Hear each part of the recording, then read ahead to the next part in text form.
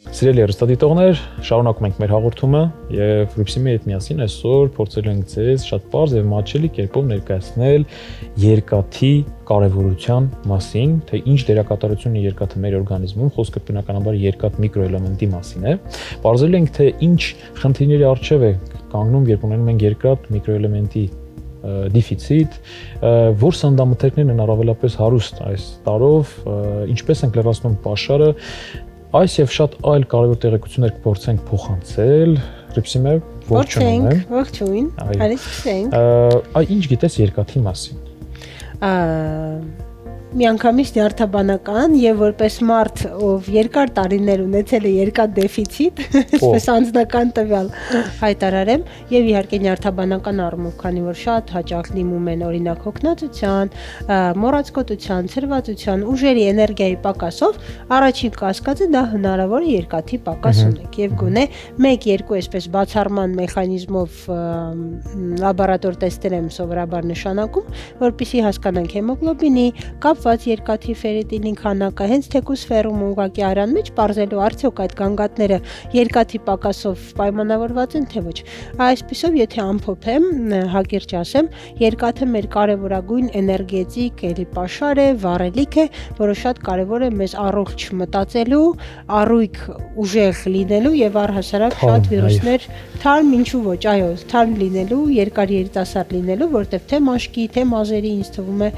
կարևոր այսպես տարե, որպեսզի մենք առողջ ընդհանուր տեսք ունենանք։ Ինչու ասեցի թարմ, սա մի փոքր կարող է փոխաբերական իմաստ ունենալ, ի նկատի ունեի մտքի, հա, այդ թարմության, պարզության մասին։ Ես էլ միանգամից արտաքին տեսքի վրա գնացի։ Փոխվեցինք այստեղ, բայց իրականում երկաթը ինքը մասնակցում է թթվածնի տեղափոխման այս կարևորագույն process-ում մեր օրգանիզմում հյուսվածքները հասցվում է թթվածինը ի շնորհիվ երկաթ միկրոտարի, այդ իսկ պատճառով այն կարևորագույն այո միկրոտար է մեր օրգանիզմում եւ նրա բացակայության կամ դեֆիցիտի ժամանակ մենք կարող ենք ունենալ երկաթ պակասային անեմիա, որը շատ ոչ հազվադեպ է հանդիպում, ինչպես նաև բնականաբար այն մասնակցում է մեր օրգանիզմի իմուն համակարգի բնականon աշխատանքի համար։ Այ Ռուբսիմե, հաղորդման այս հատվածը ինչու եմ ես սկսել շատ սիրել, քանի որ այն նաև սննդի հետ շփում ունի։ Այս սեղանին ունենք լոբի եւ հավկիթ եւ ունեմ քեզ հարց, ըստ քեզ նշված սննդամթերքներից որի մեջ է ավելի շատ պարունակվում երկաթ։ Մոռացա հուշում խնդրեմ, հենց ի սկզբանե չեմ էլ պատրաստել, բայց միանգամից առաջին միտքը տրամաբանորեն, որ լոբու մեջ է, չգիտես ինչու, կարծում եմ այդպես։ Ես երբեք չեմ կասկածել քո գիտելիքների վրա եւ այս անգամ ես դու պատասխանեցիր ճիշտ։ Այո, լոբին բնականաբար այստեղ հաղթում է երկաթի պաշարներով, այո, եւ սիրելի հեռուստադիտողներ, այո, եթե ցանկանում եք օրվա կտրվածքով լրացնել ձեր օրգանիզմի պաշարները երկաթի սննդատեսակներից որևիցե մեկով եւ չգիտեք որով, ապա կարող եք ընտրել լոբին, այն հրաշալի ընտրություն է։ Իսկ այժմ առաջարկում եմ հայացքներս գցենք էկրանին, քանի որ հիմա ունենալու ենք վիկտորինա, որի ընթացքում հնչելու են հարցեր կախված նրա հետ, թե որ սննդամթերքն է Ռուբսիմե առավել հարուստ երկաթի պաշարներով։ Եկեք տեսնենք։ Հիմա այս պետք է գուշակեմ, ինչպես հասկացա, հա։ Սկսեցինք, այսինքն թվում որ մթերքը ավելի շատ կամ առհասարակ երկաթ է պարունակում, ճիշտ է։ Եւ որը ավելի շատ, այսպես։ Իրար նման են, ճիշտ եմ հասկանում, որտեղ բրինձ է, այո, բրինձ է եւ կատնաշոր։ Սկսենք այսպես։ Ակնհայտ կատնաշորը կունենա երկաթ, ինձ թվում է որ կատնաշորը 1, իհարկե միսը, կարմիր միս եմ տեսնում, միսը իհարկե, ոսպը երկաթի բավականին շատ պաշար կունենա, լոբին արդեն գուշակել էի, եթե այստեղ էլ էր 5-ը, որ ես պետք է թվեմ, Վարդան, ուրեմն ես շատ մոտ եմ։ Կարող ես ավելացնել։ Կատնաշորը, ոսպը, լոբին, միսը, կանաչին դժվարում եմ ասել ինչ տեսակ է, բայց միանշանակ, հա։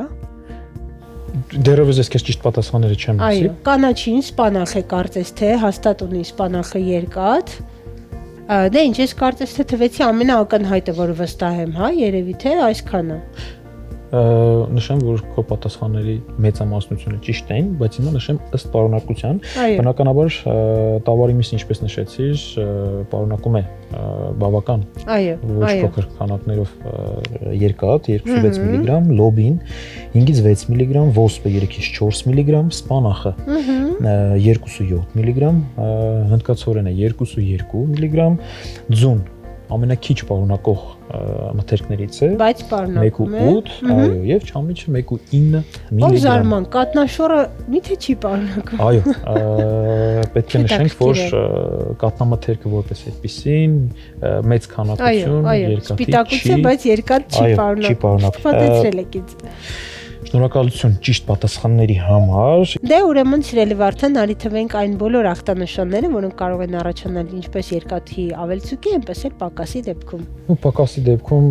ինչպես արդեն ամենասկզբից նշեցինք, գլխապտույտ, մաշկի գունատություն, հոգնածություն, մազաթափություն, եղունգների փխրունություն, իմունային համակարգի հետ կապված տարատեսակ խնդիրներ կարող են առաջանալ։ Իսկ ավելցուկի ժամանակ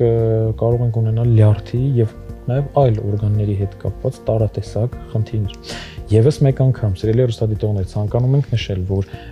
ցանկացած տարի վիտամինի ավելցուկը կամ պակասը կարող են հանգեցնել խնդրի, պետք է այն պահել նորմայի սահմաններում։ Սա կարծում շատ կարևոր ուղերձ է, որը որ պետք է մշտապես ուղղենք մեր հեռուստադիտողներին։ Շնորհակալ եմ, հուսամ, որ մեր հեռուստադիտողների համար եւս ինֆորմատիվ եղավ։ Ես ինքս ինձ համար այսօր նոր բաներ սովորեցի։ Շնորհակալություն քեզ, Ռուբսինե, հաղորդման այս հատվածը գեղեցկացնելու համար։ Դե ինչ, սիրելի հեռուստադիտողներ, այսօր Ռուբսինի հետ միասին բարձեցինք եւ եւս մեկ անգամ բացահայտեցինք երկաթ միկրոէլեմենտի կարեւորության մասին։ Այնպես որ մնացեք մեզ հետ, մենք շարունակում ենք մեր հաղորդումը։